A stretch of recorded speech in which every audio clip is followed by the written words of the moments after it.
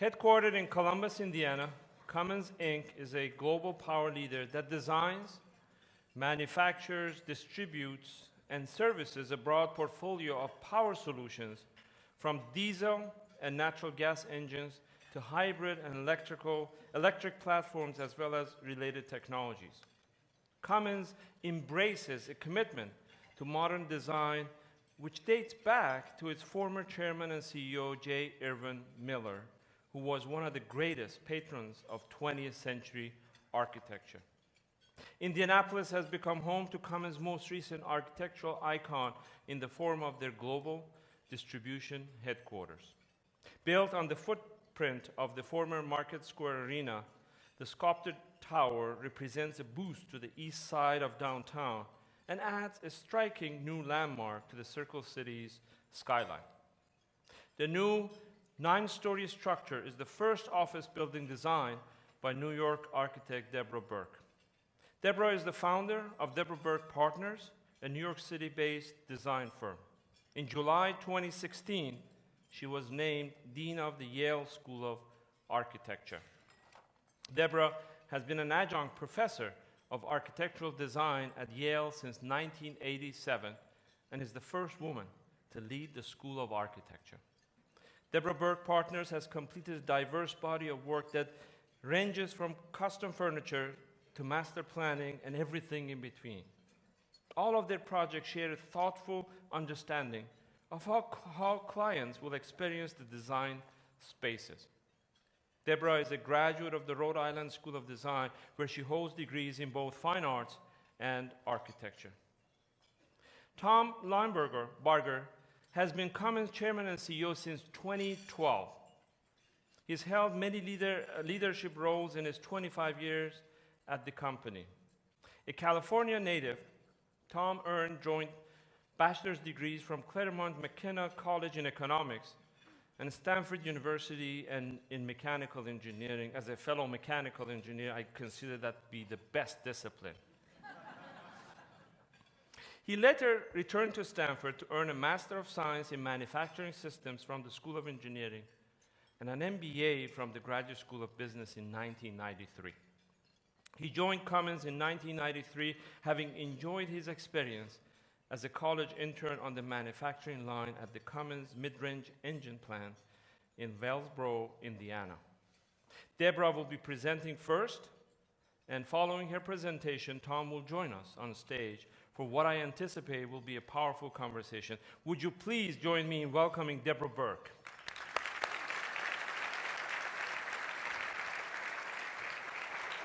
Thank you very much. Thank you. Okay. Hi, everybody.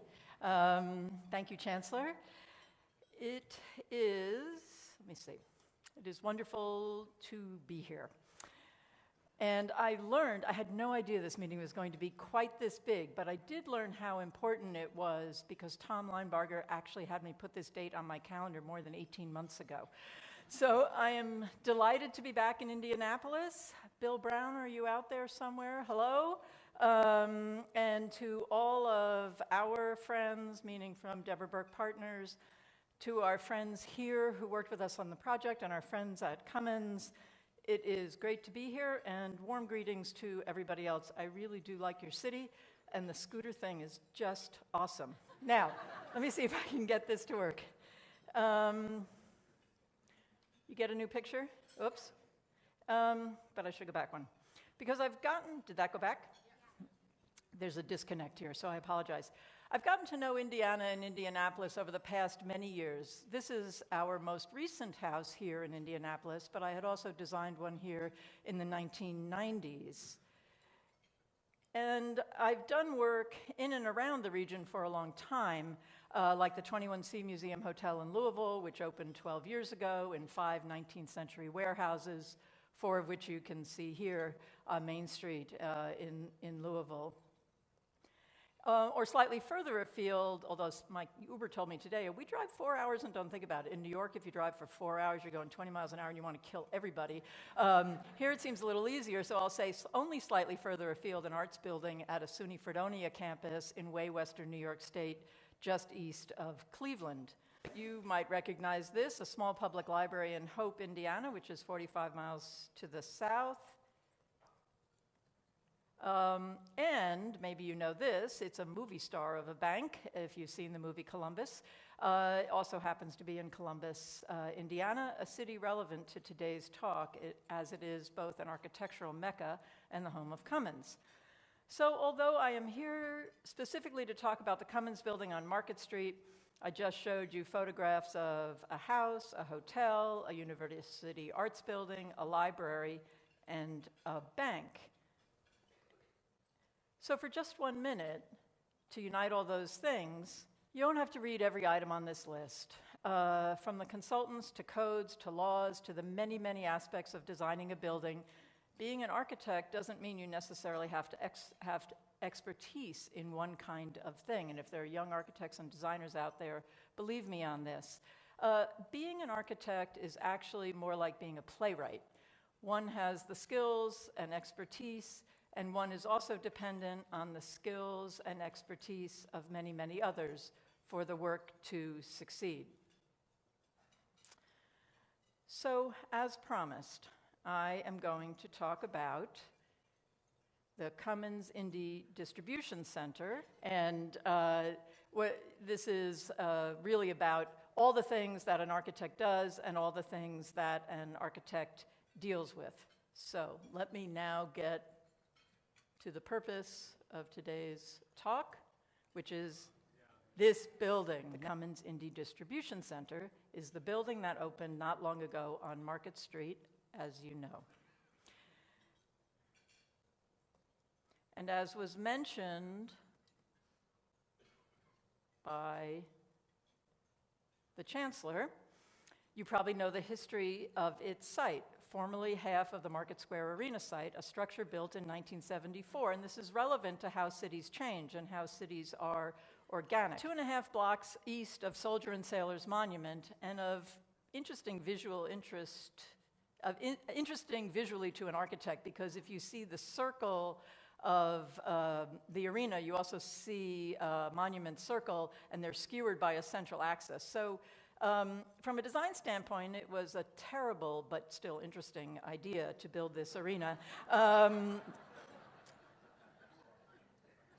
And as you may know, did you get the next image? Yes. The arena was blown up, torn down, imploded on itself, and maybe I'm sure a lot of people here remember that. It took all of 12 seconds in 2001. Perhaps even some of you saw it. I'm sure it was rather amazing, if fast. What that left was a 2-block hole in the middle of the city, a disaster, speaking as an urbanist, a hole that crossed Market Street. So Cummins acquired the southern half, was a full city block, 400 feet by 400 feet, on which to build its distribution offices.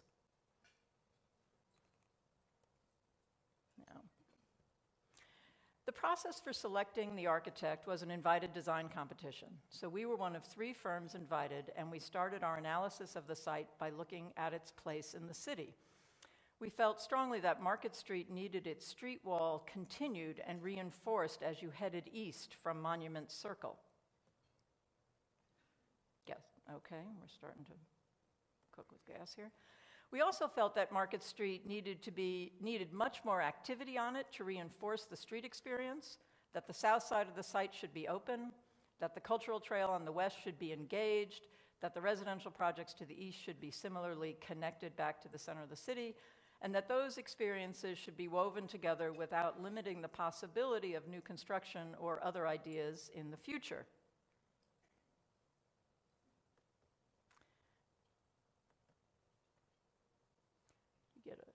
So we started sketching.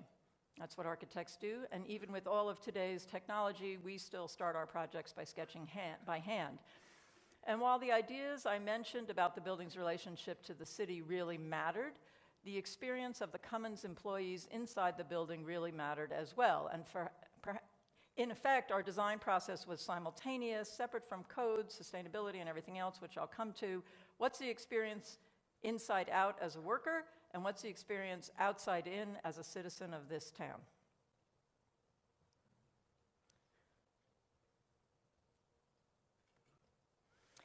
So we thought about daylight, views, what the entry experience was like, and the quality of the daily workday experience, as I just said, and what would make employees happy, and Tom, this is for you, productive.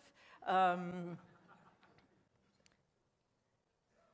that meant that the open space, the park, would not only be an amenity for the entire city, but also help shape and define the view and activities from inside.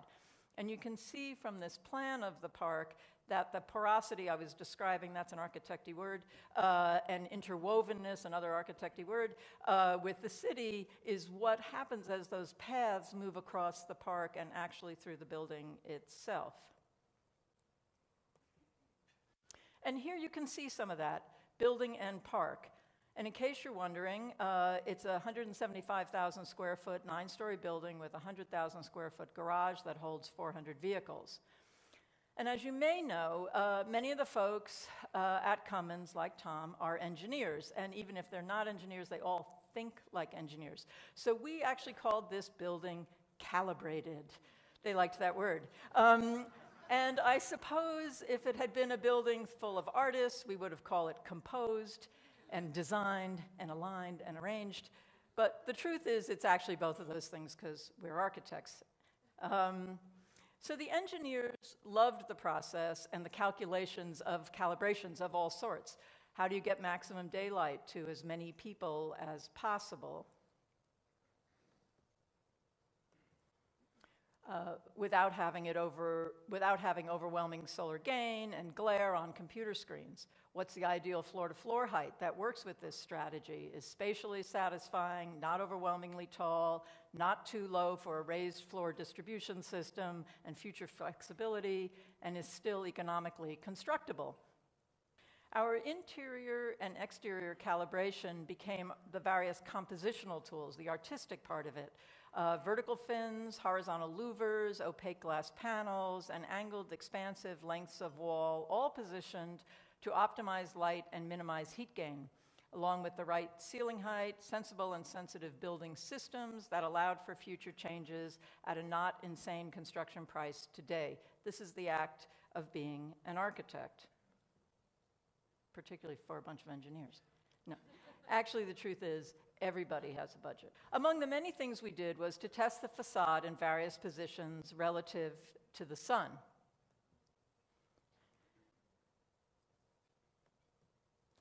And we worked with a large team in a design-build process that allowed this finely tuned and highly engineered design to nevertheless be very quickly constructed. It was literally 28 months from the day we started design until the day the first Cummins folks moved in. And that, for a building, if any of you have built, that's really fast. One of the ways we did that was the design was delivered in 9 separate bid packages so that the design and construction process could proceed concurrently and not just one thing being finished before something else was fully started.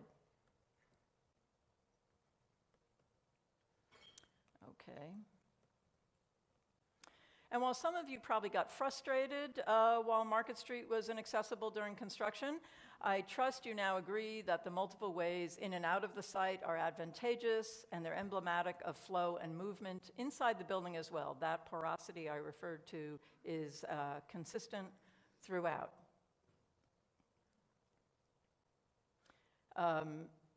That porosity that I mentioned, let's see, no? I'll do this one first. Outside that porosity I mentioned earlier allows access from the east. It takes you under the bridge that connects the parking to the building, and the visibility of the park is actually meant to pull you in with or without the help of the arrows that lead traffic through to the park side door of the building. Similarly, at the sidewalk on Market Street, the visibility into the lobby, let's see how we do here.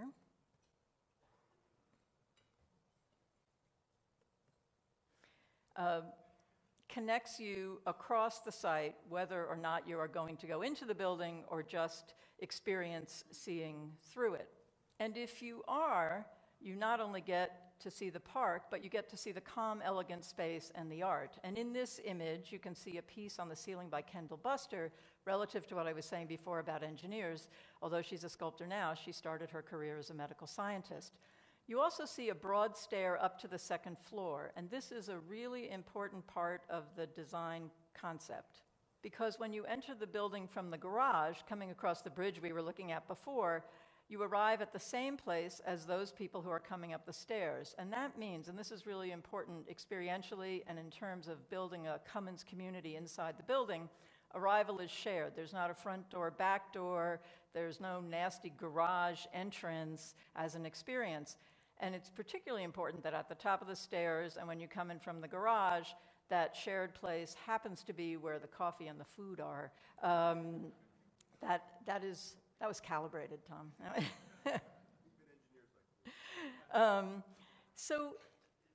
Oops, I'll go back for 1 sec. I've really described this already. This is the second floor plan, and you can see sort of at the left of the plan, the broad staircase, center of the plan, the bridge from the garage, and directly north of that, the kitchen and the dining area, and to the right, the Learning and Training and Cummins Conference Center. So there's a lot of activity and gathering and community building that happens on this floor. Further up in the building, the workplace options, and there are many different workplace options in this building, continue to connect to the outdoors. And that was a big part of the design idea. Cummins cared a lot about the work experience and the variety of workspace opportunities available for different kinds of activities and actually different kinds of people and their work styles, from focus work alone to daily tasks to teamwork to small and large meetings. And here are some of our many workstation options studies. How do people work? How do you shape those spaces? Open office areas look like this. All desks are adjustable to sitting and to standing height.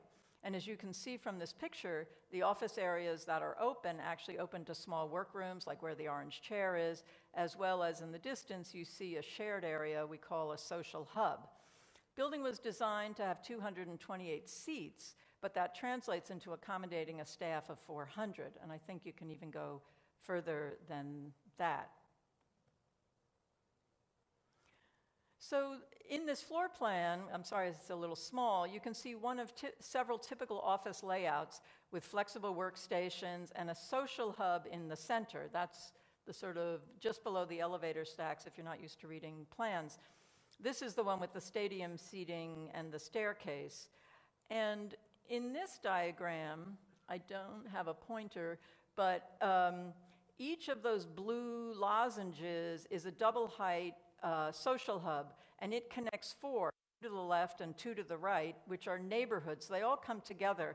So these become social, casual interaction work areas, each connected by a stair.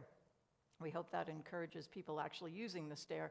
So each of the hubs has a different staircase to create identity within the building. The stadium seating, which occurs here, connects floors 7 and 8.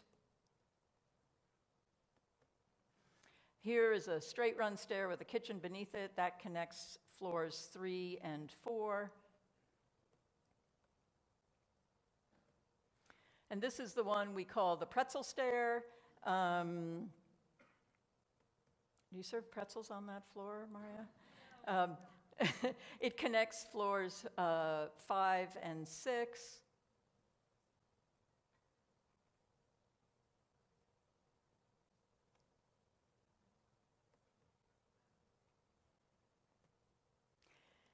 And what you can see from this view of it is that you also see the mural that ties together the whole of the center of the building. It's by Odile Donald Odata, and it's visible, as many of you know, from the exterior, which was, of course, part of the idea. So it not only enlivens and enriches daily life working inside of the building, but also is an active part of the public's experience of the building from the outside. This view might remind you of one of our earliest sketches. The building didn't change all that much from our first concept to what was built. And with the Whole Foods across the street, one sees an activated Market Street. That was very much not the case the first time we came to visit the site before the competition started, when we could stand in the middle of Market Street at no risk to ourselves. The reflections that are in this building actually tell you that there's been a lot going on in Market Street. It doesn't take a lot for new building, a new community to really change a city's dynamics and growth. This is a true 21st century urban experience, one complete with flowers and birds. In fact, a person from my office was here last weekend for the conference in Columbus, and he took a recording on his phone of the birds in the park in the front of the Cummins building. He had worked on the building when his daughter was 4, and he brought it home to share with her, now 6, back in New York, and he said it sounded like either NPR or the Nature Channel, and he swore to her, no, really, I'm in Indianapolis. That's what parks like this can do. It's a place that everyone can enjoy. Now, at the beginning, I mentioned how being an architect, and I'm sorry this has been so herky-jerky, but I mentioned that being an architect is akin to being like a playwright. And I think it's really, really important to acknowledge, credit, and thank the very large cast, crew, project team that worked on this building.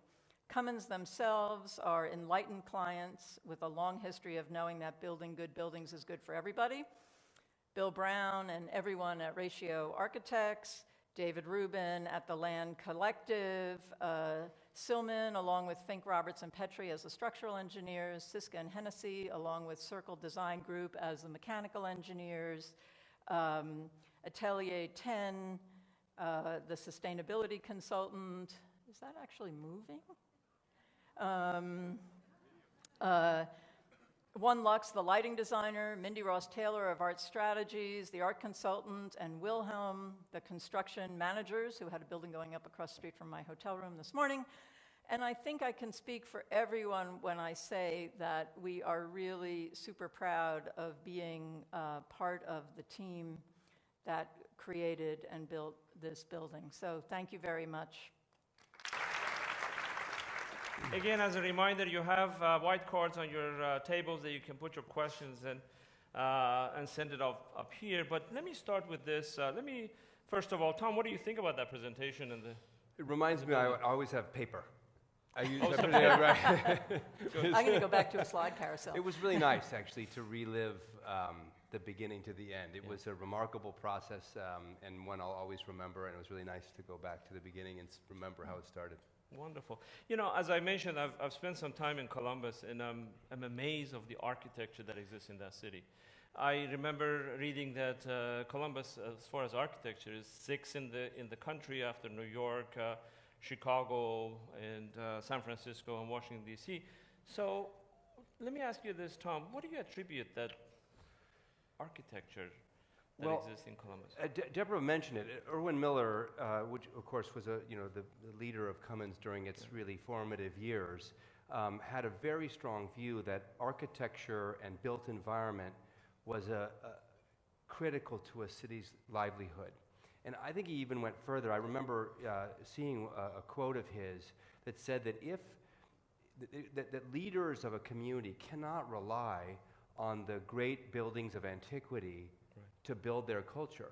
If you are a leader in a community today and all you do is just appreciate the old things, what have you added? Mm-hmm. So we should all be creating the things today that are kind of the same design and stimulating kind of feeling as the great works of yesteryear, or else why were we here? So he had this sense of excellence that he wanted, and he felt like it belonged to everybody. So he built up this concept, first for his own philanthropy, but then the Cummins Foundation went next, as the need for schools in the community got increased after the World War II. We would fund architects. As long as you chose from one of these lists of very fine architects, we would basically pay the architectural fees. And these are schools and churches and community buildings, and it was for everybody. Yeah. It wasn't just some special house or some special building. It was going to be for everyone's use. And it built this idea that to build great community, the built environment matters, and excellence matters in everything. Right. And so that kind of trailed down, and the Cummins Foundation, by the way, still does that. And we now think of it not only as a matter of the external look, though, as also the internal look. And Deborah also talked a lot about that. If we can use these environments to be stimulating for our workforce, we can attract and retain great people, we can build great products. And so I think this internal, external built environment thing has become a legacy of our company. And by the way, I would encourage many other business leaders and other leaders in the city to be thinking about, what am I adding to the city? Right. In my time here, what am I adding that our children will be proud of? Right. And in fact, I've visited the building. It's just wonderful. I love the inside. The light comes everywhere, and also the setup. In fact, I've gone to, you weren't there. I was in your office. And a lot of people have been to my office.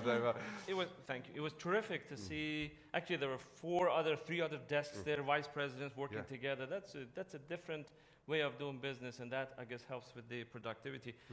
So, Deborah, imagine Tom is not here. How did you work with him? How was it working with Tom, working with Cummins? Just imagine he's not here, and talk to us a little bit about that. Working with Tom and Maria, who's over there, and everybody at Cummins was actually great. And I'm not saying that just because they're here. It really was great. They are experienced clients. They recognize that their buildings contribute to their own productivity, as well as to the strength of the community that surrounds them. I think they must have learned that from J. Irwin Miller. I was a beneficiary of that program, actually. They also had put a lot, and this would be true for anybody who's going to build a building, it's good to be prepared, to know not necessarily what you want, like I want a pink bedroom, not that kind of prepared, but we want our workers to be able to do this. We want our employees to have this kind of community. They had done a lot of internal conversation and preparation before starting to build a building. It's a little bit like painting a room.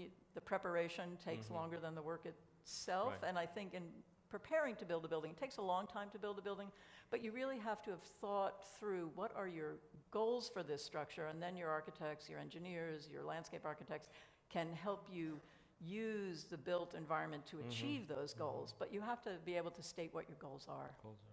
Now, Deborah, if I'm not mistaken, as you were talking about the location, you said something like it was a terrible location, but interesting. So, Tom, you took a risk.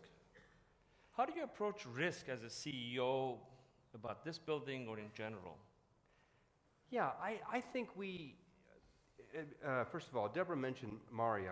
Maria built an excellent team, and I do think that one of the ways that we approach risk is we think about, how do I do everything I can through the building of capability, building strong teams, having strong leaders to deal with the risk. And again, Maria and her team, I think, really reduced risk by being very prepared, by doing a lot of analysis about what mattered to us. We also rented here first. We knew that Indianapolis was going to be a good location for Cummins because from a recruiting, retention point of view, we could add to the diversity of our workspace. So Columbus is a fantastic place to live and work, but it also, we thought having an urban environment would allow us to recruit and retain people. So that part we knew. And then we came in, we actually stayed in the city for a while. We rented for a few years. We figured out where we wanted to be and how we wanted to contribute, because it's really important to us that when we move to a community that we do it in a way that's additive, that contributes to the community. So we had to think about that. So I think by the time we moved into the process of thinking about designing and building a building, we knew a lot about what we wanted to do, how we wanted to impact the city, what kind of collaborative work environment we wanted for our people. And again, I would credit, Maria and Tony Satterthwaite, who's the head of our distribution business, and the work that their teams did to get prepared for that, for why by the time we went into it, I thought the risk was mitigated quite a bit. You went through that in the process of building this wonderful facility. As Churchill says, first we shape our buildings, and then buildings shape us. So how has been the effect of this building on Cummins? Well, first of all, it is a remarkable building, as you could see. It is fabulous, and the reason we chose Deborah and her firm for this job is that her firm had the best concept. Like, we loved the design. inside and out. They started inside, which is where all productivity comes from. We loved their team. Their team was really, it fit with our team. They thought like we did. They organized like we did. It was a very, very good fit. And then they built a great building, and I would just tell you that every time I come home, I'm struck by how much more energy I have when I come home than I used to. And I think that's a feature of the building. I think it's bigger and brighter and more open, and there's light and color, and there's collaboration. And by the way, there's a diversity of workspaces. So I'm an extroverted person, so interactions make me happy, not sad, even when I'm working. That isn't true for everyone in the building. Some people would and even me sometimes want quiet space. And you can find quiet space. You can find collaborative space. You can find noisy space. You can find places to have telephone calls and no one bothers you. And that is a real luxury in the old style of building. And so I just feel so lucky to be there, and we've just done some more surveys. We already have 400 people in the building, by the way. Great. Wow. Only 300 people actually work there, but another 100 people show up every day from somewhere. But we did a study, and there's 400 people there all the time. And by the way, the surveys are overwhelmingly positive for how people feel about working there. So I think it's influenced us tremendously in terms of energy and collaboration.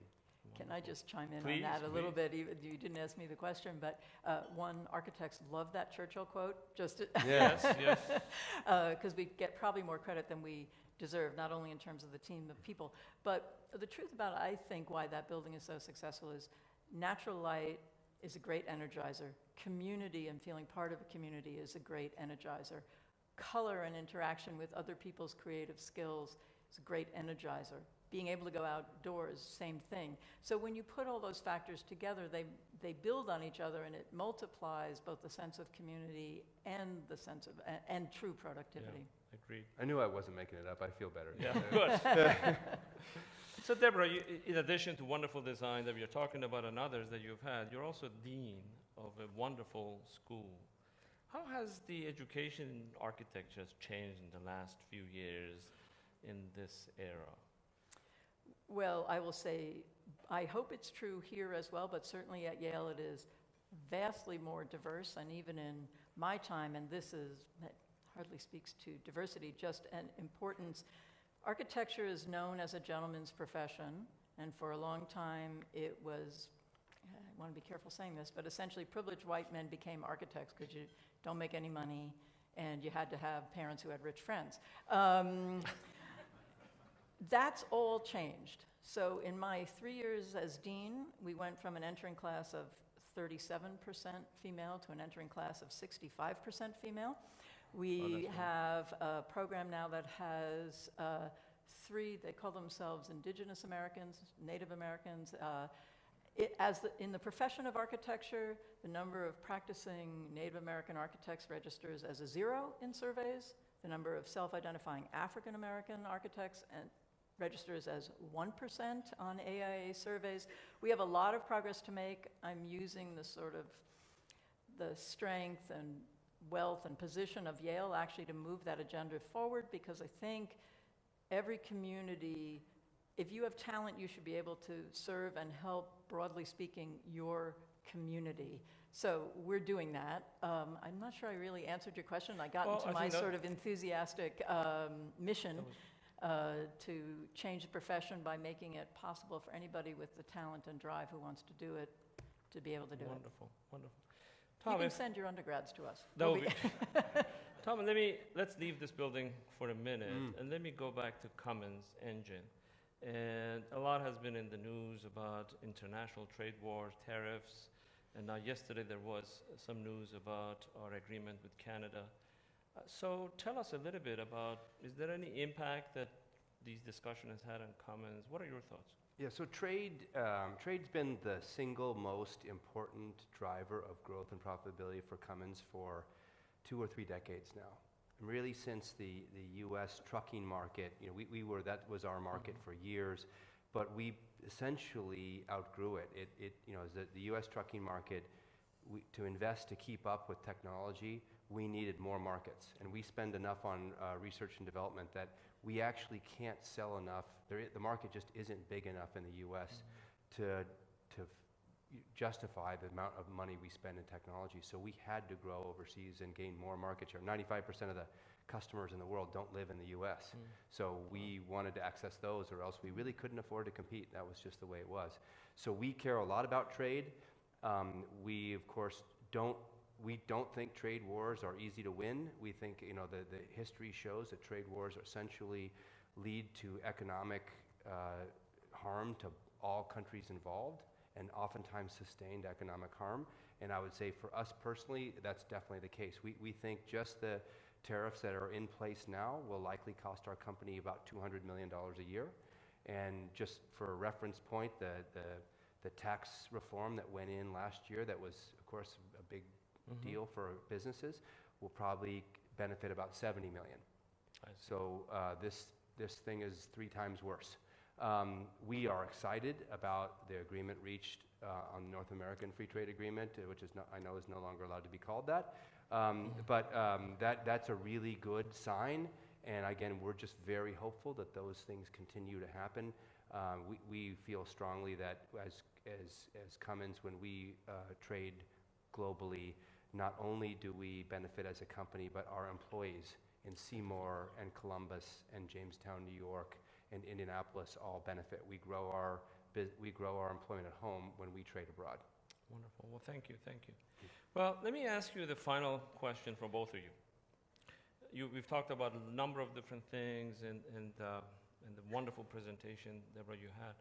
But if there's one thing that you want us to remember leaving this room, what would that one thing would be? Just one thing. You can't say better IT either.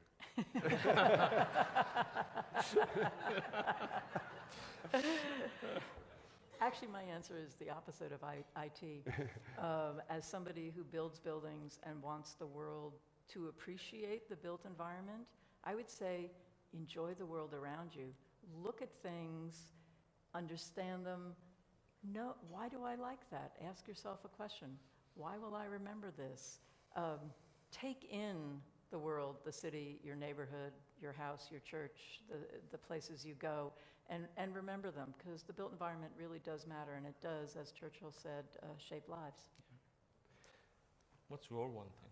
I think I just wanted to, again, speak to the people here, the leaders and things. I think that you can always afford to build a beautiful space for your people and for your institution. You can always have a budget, and if you want to, you can get a quote for a standard ugly building and use the same budget and then go and say, what can you do for this? But my view is that great design comes from great thinking, not from higher budgets. It is difficult to build a really beautiful building without increasing your budget a little bit over a cheap building, but it isn't just for rich companies and rich people. And I think that's a misunderstanding, that I can only build that if I'm rich. And I think everybody can figure out how to improve design, and it pays you back. If you think about what you want for your employees, what you want for your students, what you want for your city employees, to just think about what I want to do there. And again, you don't have to do everything. You don't have to have a park. You don't have to have louvers on the outside of your windows. But think a lot about design. I think this is what Irwin Miller would want me to say, is that if you think about good design and you still get to have a budget, you can create better things. Because good things come from excellent thinking and hard work, not from just having stacks and stacks of money. So that would be my message. Wonderful. Thank you very much, Thank you. both of you. Thank you. Have a seat. Thanks so much. Sorry.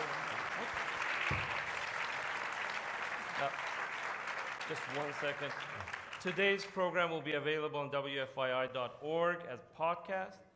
Please join us on November 6th, when Dennis Murphy is going to join us and talk to us about the plans for $1 billion plan for IU Health. And look forward to seeing all of you on November 6th. Thank you all. Thank you. So All much. right, thank you. Thank you.